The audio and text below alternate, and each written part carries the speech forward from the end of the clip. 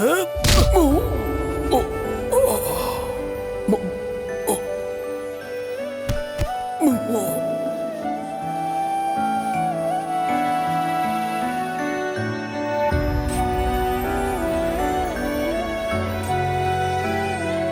இது?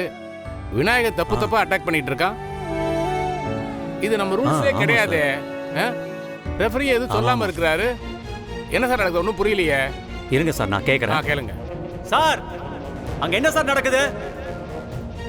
விநாயகம் பாட்டுக்கு அவர் அடிச்சிட்டே இருக்காரு சார். பஞ்செல்லாம் தப்பா இருக்கு சார். நீங்களே ஏதோ பேசாம இருக்கீங்க. எல்லாம் கரெக்டா தான் ஆடிட்டு இருக்காங்க. நீங்க போய் உங்க வேலையை பாருங்க சார். சார் ரொம்ப தப்பா இருக்கு சார். பாருங்க.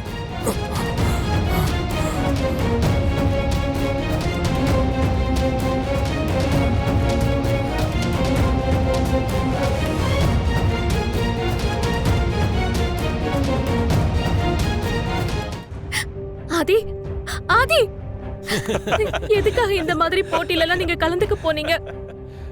நீங்க இப்படி அடி வாங்குறத என்னால பார்க்க முடியல ஆதி. பாரதி, இப்படி ஒரு கண்கொள்ளா காட்சியை பாக்குறதுக்கு எவ்வளவு சந்தோஷமா இருக்கு தெரியுமா? இப்போ உன் கூட சேர்ந்து போன்ல இந்த மேட்ச பாக்குறத விட நானும் எங்க அண்ணனும் நேர்ல போய் அந்த ஆதி அடி வாங்குறத பார்க்கலான்னு முடிவே பண்ணிட்டோம். நீ போன்ல பார்த்தே என்ஜாய் பண்ணு, நாங்க நேர்ல போய் பாக்குறோம். இந்த போன் விக்கிறதுக்கு ஏதாச்சும் பாக்ஸ் எடுங்க. மித்ரா, நீ பண்றது கொஞ்சம் கூட சரியில்லை. வைங்க மேடம். உன் விஷயத்துல எப்ப பாரதி சரி தப்புன்னு எல்லாம் பாத்திருக்கோம். இதெல்லாம் நீ எங்க கூட நேருக்கு நேரா சவால் விடுறதுக்கு முன்னாடி யோசிச்சிருக்கணும்.